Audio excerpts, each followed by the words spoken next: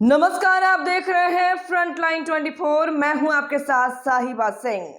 जन स्वराज अभियान के अंतर्गत आज बेनीपट्टी स्थित जन स्वराज कार्यालय में एक महत्वपूर्ण आम सभा का आयोजन किया गया। इस सभा में जन स्वराज के सभी जिला एवं प्रखंड स्तर के पदाधिकारी तथा कार्यकर्ता उपस्थित रहे।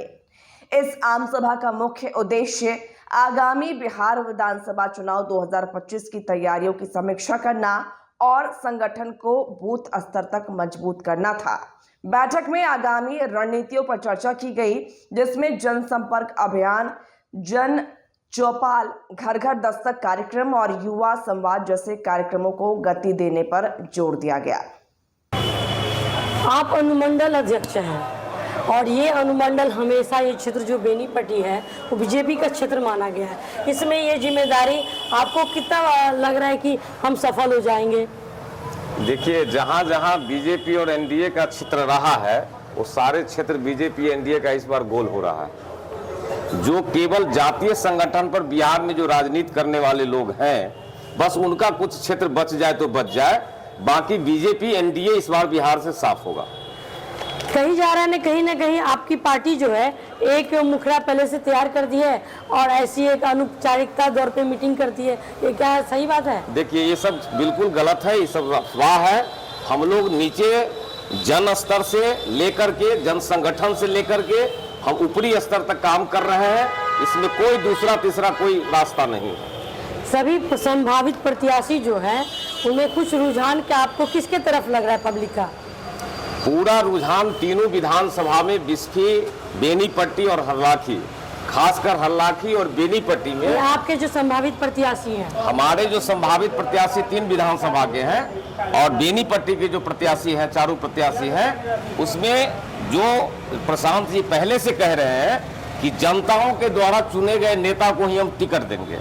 क्योंकि मेरे यहाँ टिकट करोड़ रुपया देकर के नहीं मिलता है, मेरे यहाँ 1 रुपया भी टिकट में नहीं लगता है। तो जन स्तर पर जो जन संगठन तैयार किया गया है, वो जन संगठन स्तर का चुनाव हुआ है कि वो अपने अपने क्षेत्र के जो प्रत्याशी हैं, लोकप्रिय प्रत्याशी हैं, जो चुनाव जीत सकते हैं, वैसे लोगों के प्रत्याशी को लोगों ने वोट दिया है और वो वोट काउंटिंग होगा। जिसकी प्राथमिकता होगी वो उस विधानसभा के सदस्य निर्धारित किए जाएंगे। आप युवा अध्यक्ष हैं, तो आपको क्या लग रहा है कि जो बेरोजगारी की जन स्वराज बार बार बात कर रही है, तो जन स्वराज में भी कहीं ना कहीं आरोप लग रहा है कि प्रशांत किशोर के पास इतना जो पैसा था, क्यों नहीं उन्होंने उद्योग में लगाया? देखिए, कहने का है तो आज ये प्रशांत किशोर के पास नहीं, पद ही क्यों जरूरी है आपके लिए? पद की नहीं, आपने जो बताया क्वेश्चन, इतना पैसा था, ये पैसा दूसरे का प्रवाह के कारण तो नहीं होगा। धरातल पे सारा कुछ दिखाई दे रहा है, पैसा क्या है, कैसे क्या आ रहा है, जनसंपर्क क्या हो रहा है। कहीं भी हम लोग जाते हैं या कहीं भी रैली करते हैं, सुरक्षा से और स्वतंत्र भाव से सभी पहुँचते हैं। आपने देखा होगा कि एनडीए का कहीं भी यदि रैली होता है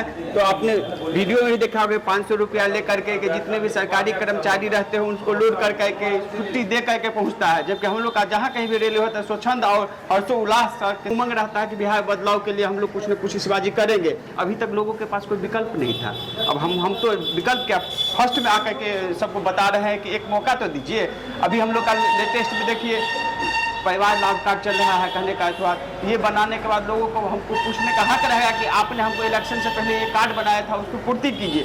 हम लोग जो भी कुछ कर रहे हैं लिखित रूप में, और लिखित देने के साथ साथ सारा कुछ हम व्यवस्था परिवर्तन करने के लिए सारा कुछ कर रहे हैं। और उनको हमेशा कहेंगे कि देखिए, कल जाकर के यदि हमारी सरकार आती है तो सरकार का जो वादा किया हुआ है वो स्टेप बाय स्टेप करके सारा कुछ पूरा करने के बाद ही हम आपको, मैंने कहने का है, विकास के रास्ते पर ले जाएंगे। लेकिन जब तक हम लोग आएंगे तभी तो कुछ कर पाएंगे। कहने का तो क्या। अब ये बताइए, आपने राजनीति को बहुत नजदीकी से देखा है, आप उस समाज से आते हैं जहाँ पे राजनीति आरक्षण की बात आप ही के समाज से उठती है, तो आप कहाँ तक सक्षम मानते हैं जन स्वराज को? देखिए, जन स्वराज जनता की सुंदर राज की व्यवस्था की परिकल्पना की जा रही है, और जहाँ जन स्वराज सुंदर राज की स्थापना की बातें कर रही है, वहाँ जात धर्म से ऊपर उठ करके करना है। ये देश, ये राज्य, ये समाज जात में और धर्म में फंसा हुआ है। 2 टुकड़े में दिमाग लोगों का है। तो हम लोग मानवतावादी सोच के तहत जन स्वराज पार्टी एक टुकड़े में आना चाहती है और जन स्वराज को इस दृष्टिकोण से देखती है जो ये पलायन को रोकेगी, कॉन्वेंट में पढ़ेंगे बच्चे लोग, उसकी व्यवस्था हम अपने तरफ से करेंगे, सरकार के तरफ से इसके बाद महिलाओं जो बैठी हुई है घर में, उसके लिए 5 लाख ऋण की व्यवस्था 7% पर करेंगे। किसानों के लिए जो मजदूर नहीं उपलब्ध हो रहा है, पलायन कर रहा है, उसको 10-12 हज़ार मजदूर को दे करके और यहाँ मुफ्त हम मजदूर व्यवस्था करेंगे किसानों के लिए। इसके बाद आपको जो है सो शिक्षा के लिए अच्छा से अच्छा महाविद्यालय, विश्व स्तरीय महाविद्यालय नेतरहाट की तरह सुंदर विद्यालय बनाएंगे। बेनी और हरलाखी प्रखंड 2 प्रखंड हैं। आप हरलाखी प्रखंड देख रहे हैं। बेनी प्रखंड में हमेशा बीजेपी की सीट रही है। इसमें कैसा लग रहा है आपको? एनडीए महागठबंधन, उसके बीच में ये जनसराज। देखिए मैम, एक्चुअली नीतीश कुमार जी के वोट में जाकर के बीजेपी बैठ गई है और बिहार में बीजेपी की कुछ नहीं चल रही है, वो नीतीश कुमार जी की चल रही है। वो जो चाहते हैं वही चल रही है। वोट तो नीतीश कुमार जी ले लेते हैं, लेकिन जो बीजेपी के जो वोटर हैं, वो जिस सोच से बीजेपी को वोट दिए हैं, उनका नीतीश कुमार के समय में उनके मन की बात नहीं चली है। इसलिए अब जनता जाग चुकी है, कोई विकल्प नहीं था, इस बार विकल्प मिल गया है। इसलिए बीजेपी के वोटर भी सारे लोग जनसुराज में कन्वर्ट हो रहे हैं। नहीं, इस बार लग रहा है आपको कि जनसुराज का खेला होगा? जनसुराज का खेला समझिए कि एकदम शुरू हो चुका है, एकदम तूफान चल चुका है। इस बार जनसुराज की सरकार बनेगी। बहुत बहुत धन्यवाद आपका।